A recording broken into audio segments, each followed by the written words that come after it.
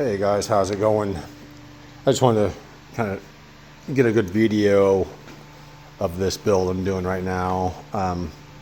This is my 1979 Firebird Formula. It is a base formula package, not a W50, so no formula on the door, no formula spoiler. The hood does not have the inserts in the Argent lower color. But I think I might put the formula on the door and on the rear spoiler. I think it would look classy. I'll leave the hood alone though. If I do anything at all, maybe put some black kind of in there and make that a little more depth. I do have the bezels done like a W50 would. So they're in black. I believe Trans Am did that too. You know, it's kind of like the Seta mod, you know, from the Fortunes. You know, if you're at a 93 to 02 4th gen Firebird or Trans Am, you know, you always want to do that Seta mod, especially the Trans Am guys. But I had a base model 02 Bird. I did the same thing too, just to ride in the license plate and look really good. You know, sometimes you just can't beat certain looks.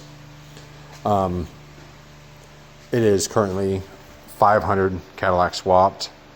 You could, you know, use a 472 also. This Cadillac, I have like a 76 block. It has 73 heads, so these are the 65cc heads, but does have a 219 intake valve. A really nice rocker setup. These aren't bolted on because unfortunately these really pretty PML valve covers are 3 inches deep and my rocker setup is 3 inches tall. So need spacers. They were supposed to be here yesterday. Of course, you know how it goes. The mail is sitting at UPS's warehouse or something, I don't know. There's head studs, got pro pistons, forged H-beams, you know, 260 at 50 cam. It's like 500 something lift. I can't remember right now.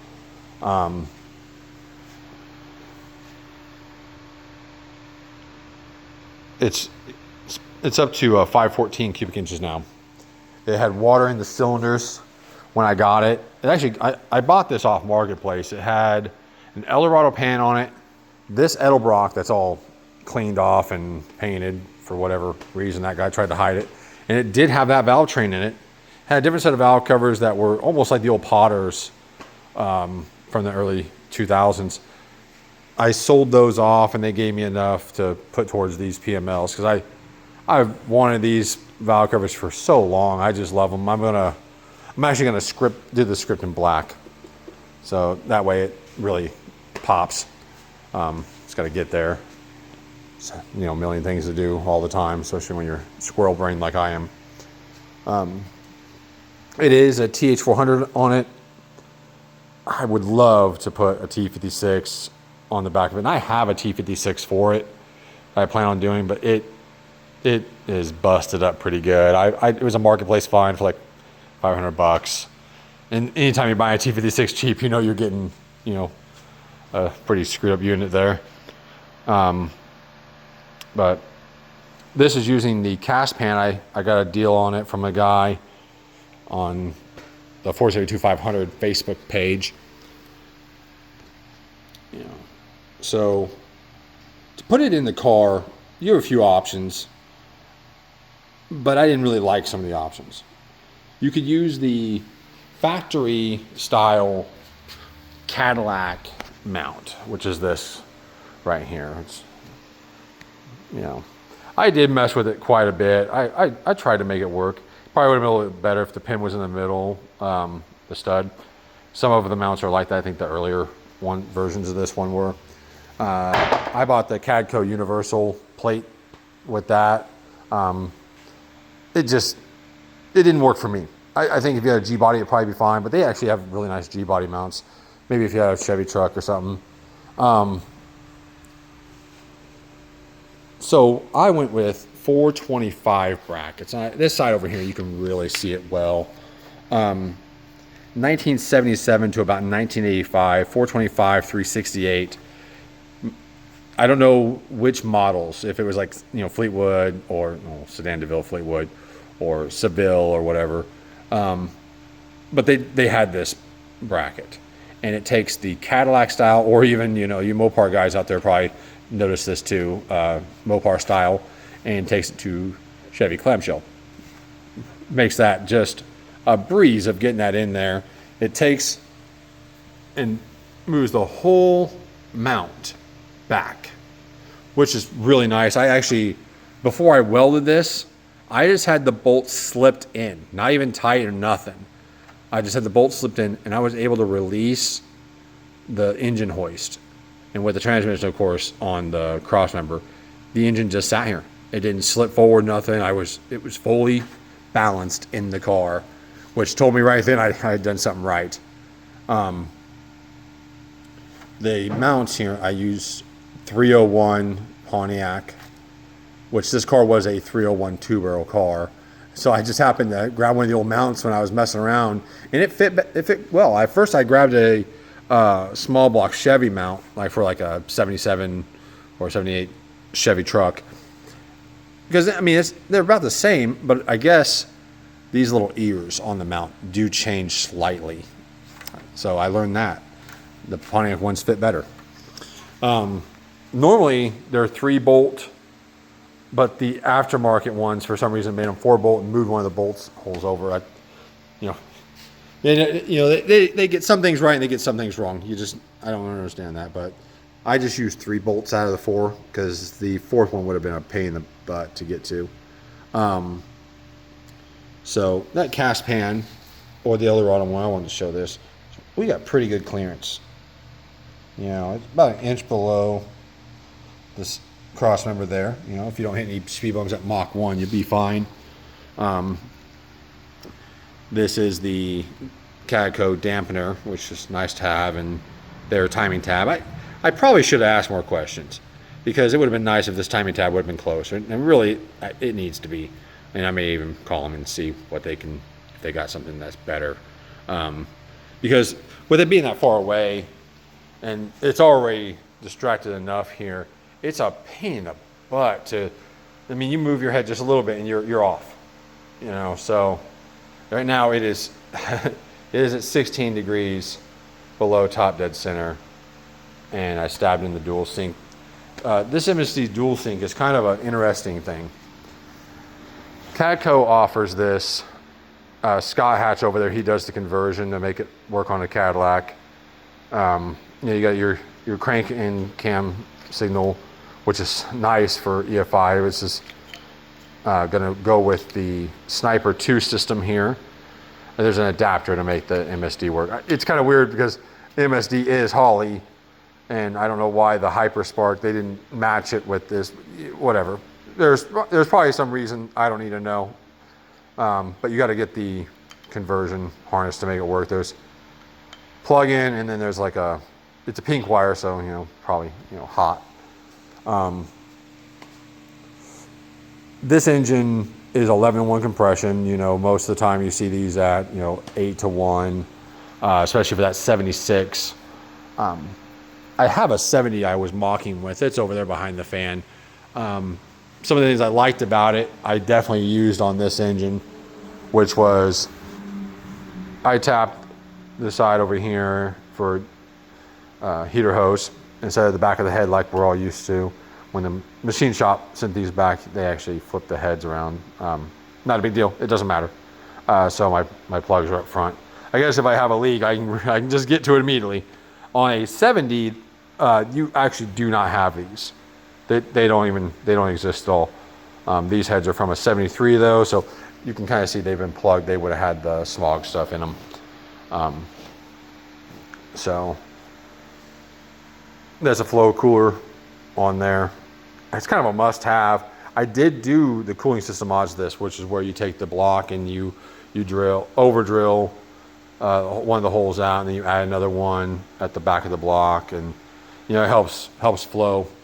There's actually 3 holes you can do back there. One of them's kind of it's like a 45-degree angle. I did not do that because it comes close to the cylinder wall, and I didn't want to risk it. I'm one of those people, if it can happen, it's going to happen to me. That's the gold pump. I found a guy with it for sale, but you can use the regular. Yes, you can see it's away from that bar. So if it comes out more like that, you're going to have no problems if you want to do the swap. And I understand if you don't. I mean, most guys are LS swapping now, and I kind of had this is the engine I cut my teeth on. High school, my first car was a 75 Cadillac hearse, had a 500 cubic inch Cadillac in it. 75, they put in all of them, 75 and 76, unless it was Seville for 76 and you didn't get one. And then my next car was a 72 Fleetwood that had a 472, and then I had a 76 sedan DeVille with a 500, and I had all those before I was out. So, and the fuel crisis was going on at the time. Was what it was. It was expensive to go cruising in the mid 2000s. 2005, 2006, it was not very fun. But I had that 472 that's over there on the other side of the shop, and I had a 55 Cadillac, and I never got to see that to fruition. But I had that engine for years. It was just sitting around, and I had a really nice '02 Firebird Formula clone, basically. It was a base model car, LS1 T56 swapped, whole bunch of stuff. It was on some of the pages for a while. Free chicken on LS1 Tech. I ended up trading that car for this one. And that kind of came about because I had a 79 Formula that was nocturnal blue, W50, really cool car, but everything needed replaced. And I don't mean like, oh, you need new bushings. No. Everything but the toe panel, the firewall, and the A-pillars. It was shot everywhere else. Whether it was damaged or rotted out, it was something wrong everywhere. Unfortunately, it sat for years. It was a family member's car, and they hadn't got to it. Well, Midas got to the inside. They destroyed the inside of that car. The sun cracked the dash real bad. I mean, it was just one of those, everywhere you looked, it was another thing. And the more you added up, the more it wasn't going to happen. So I traded my '02 for this car. First trade I've ever made. I kind of did it on a whim, and it's made me real happy. Made me real happy. I really liked this body. I know 79 to 81, I should say. It's controversial, right? Ever online, anytime you're in a Facebook group, it's always, oh, the 70, the 73 were way better. I actually like this car. I like this front end. This was the highest selling year for a reason. This design was all on its own. There wasn't a car like this. I mean, the closest I could even say would be like a Monza, and even those sold pretty well. And that would be more of the way the recessed headlights are. Nothing else about that. Of course, it was the first year for the blacked out tail lights. It was also the first year for the black around the windshield for the trim and the rear window, so more sporty.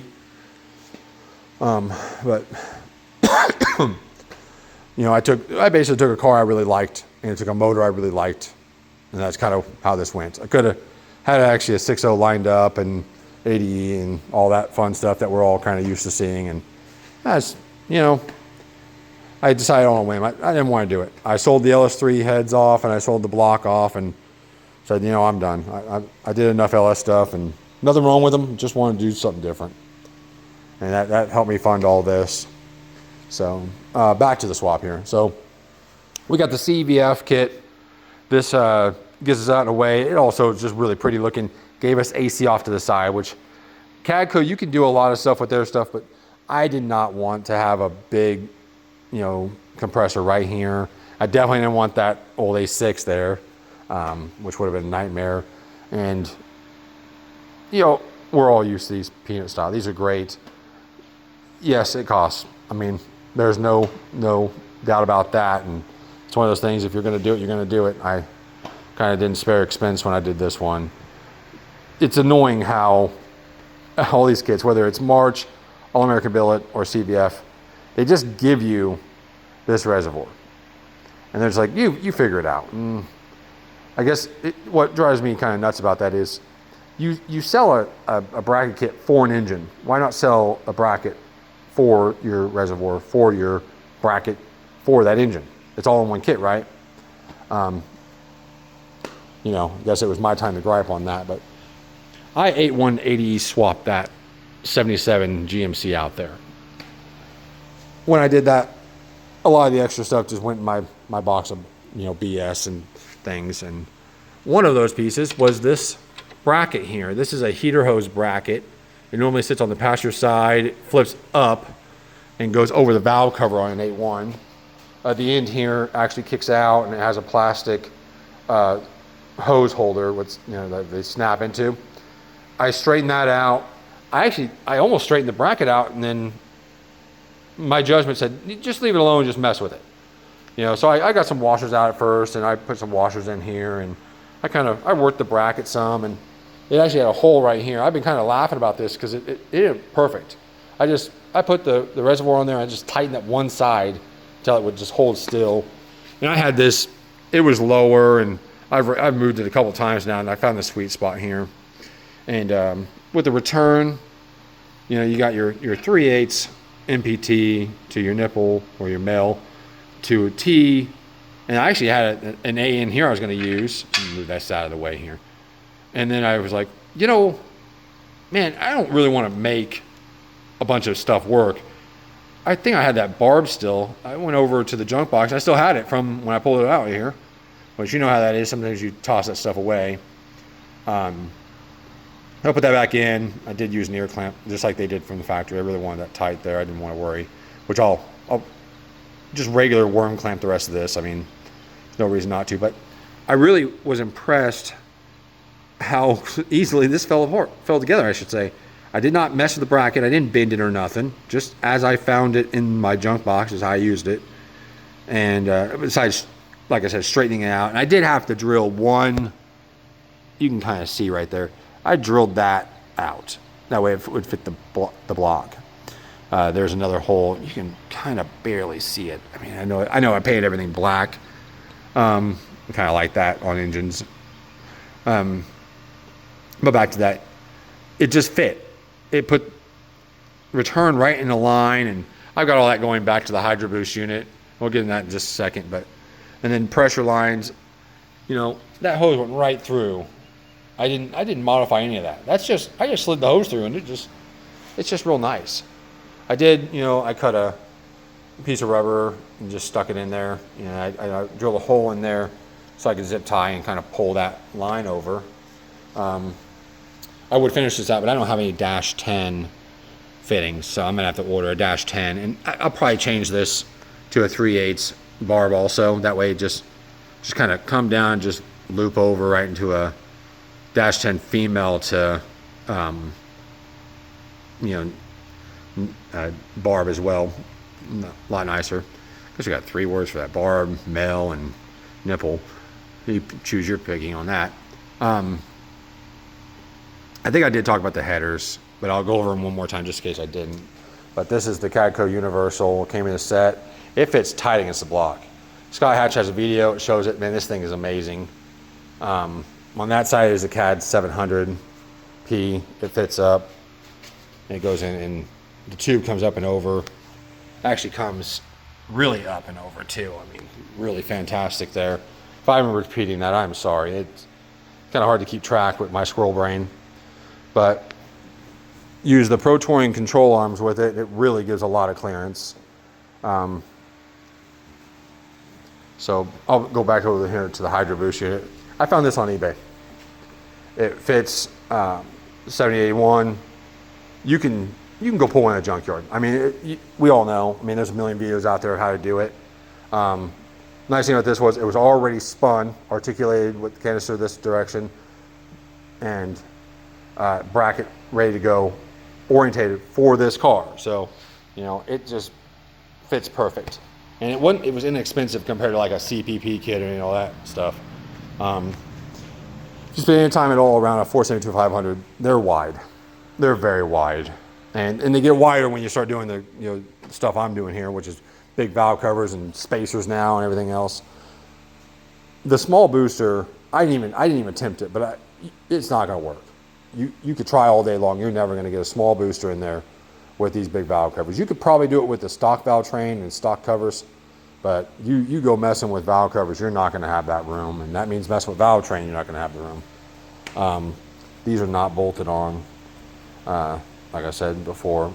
That's the clearance. I mean, not too terrible. You can do upgraded motors. DSE makes a kit, but you can also get one out of S10 out of the 90s, and then do a adapter plate and make it all work. Get it away from there even further if you really wanted to. Because it's wide, went with the Vintage Air. This is is it Gen 5? I think it's what it is now. It's like the brand new kit. And I used the DSE plate. Nice plate. Make sure you get a longer stud when you go to use that, because that bulge out there is gonna, it's a doozy. But you know, GM and their AC boxes, it's always in the way. You know, you can buy the Holly piece, it kind of helps out, but this is way easier on this car. Maybe on a truck or something, I would, you know, maybe not opt for spending a bunch of money on a Vintage Air kit. I would just get the Holly piece. But I had to drill all that out, and it's in the car. It's loose. It is mostly Pro Touring F-body suspension.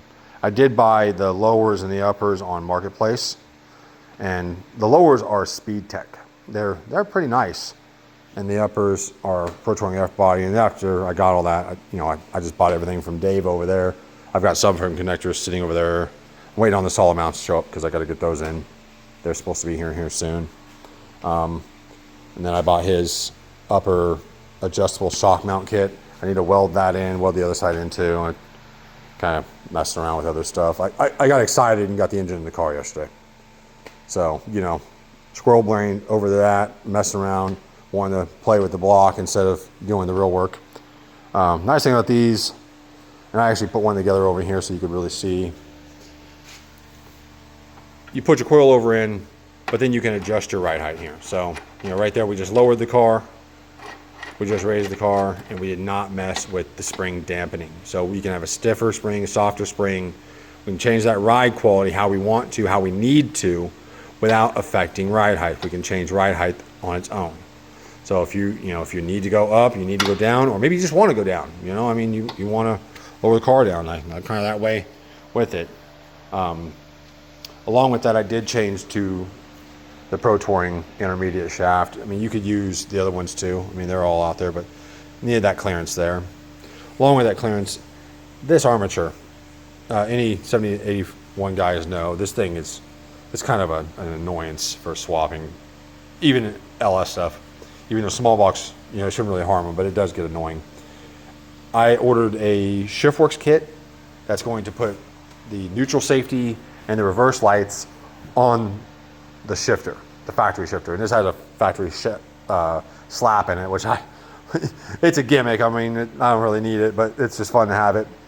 So I'll just tie this back. I'll remove this rod. I just need to get in there and do it. I ordered that last night, so kind of figured that out.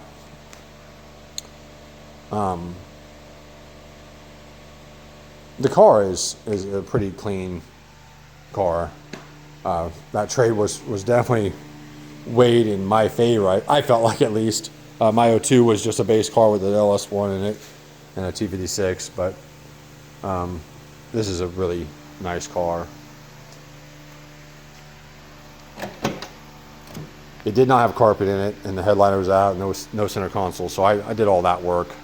But it's in great shape. The original dash is in great shape. 71,000 miles when I got it. Little work here and there to make it nice. I redid the headliner. That's really easy to do if you've never done it. Just 3M super tack and clean, and whatever material you want to use. And then just lay it out, flip it over in the middle, spray one side, slowly bring it together, and then flip the other side, spray it, and tack it around the corners and flip it over the board. And then I just tape it until it dries, and then remove the tape and trim as I need to make it fit the car. The console was out of that other 79 I had. That was a heartbreaker. It was blue. I dyed it and then put the ORE stuff in it, and kind of the normal jazz.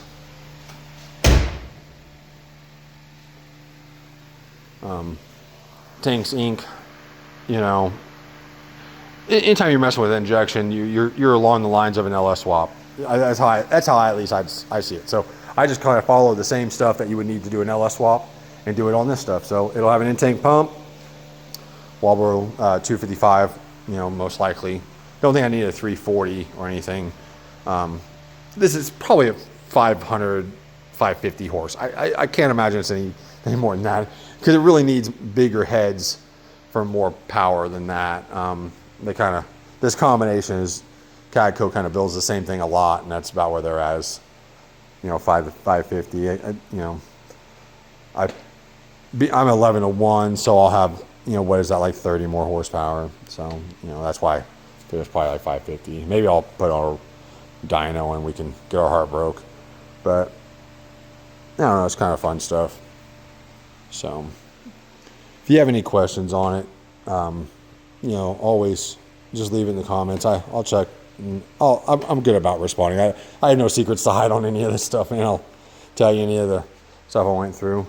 I do have Champion 4-row. Probably could have gone with the 2-row, but I went with 4-row. It is what it is. I had the Custom Works parts. This is some good stuff. I mean, just like the Pro 20F body, Class A stuff. Dave's a pretty good guy to deal with. He's curmudgeonly at time online. I think the kids online kind of get to him pretty easily and kind of antics, but he's a good guy. He really is. You call him up and he'll really go over what he's doing. And Custom Works, I've mainly deal with them through Messenger or email, but all their stuff fits great. He has a video out where he goes over his fan kit, and it's great. I mean, he shows some great testing.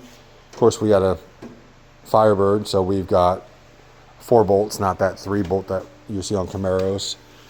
That's really massive. I do need to finish the bottom out. He kind of recommends, you see these holes here, and then he just ties it through like that. I'm actually thinking about just building a small bracket to come up and just go like that, and I don't know, maybe not. If I can get it to where it just kind of just pushes on it, but I'll think about it. If you got an idea, hell, leave it in the comment, man. All thoughts are considered. All ideas are always considered, and you never know what idea is just awaiting greatness out there. I'm not going to use the transmission cooler, so I'll plug those off with real plugs. I do have a derail over there. I'm thinking I'll pull the inner fenders out, put the front clip back on, and I'll pull the nose off, and then I'll put the derail in the front. The battery's going to be in the trunk also. I got some ideas about how I want to do the air intake and stuff, and we'll get there. It's going to be a little while. As you can tell, it's not a whole lot of room. Kind of a big intake on that compared to the stock Caddy stuff, which you probably get away with stock Caddy that's modified, because the way there's a lot of videos out there you can watch, but really the heads on a Cadillac allow the air kind of has to go over a hump to get in. So you're really not, it's not like a Chevy where we go straight down with those runners. It's actually going down like this, up and then in. So a Cadillac actually arguably could be a better intake manifold over the edelbrock at times. Especially, there's a few of them out there, like the 425 one. There's a single plane. A lot of guys on the Cadillac pages are rocking those, and on the forums. So there she is. Definitely, if you have any questions or you just want to say, hey, that's pretty awesome, leave in the comments. I'll post, not often, but regularly. I work on this on the weekends. It's summertime, so a lot of work is going to be getting done. I really would like to get this done by June. Well, that's a heck of a bet. I do have the wheels coming. They shipped on Friday. The year 1 Rally 2 17x9s. I'm going to run a 285 40s on those all the way around, kind of maximum you can do without really doing any work.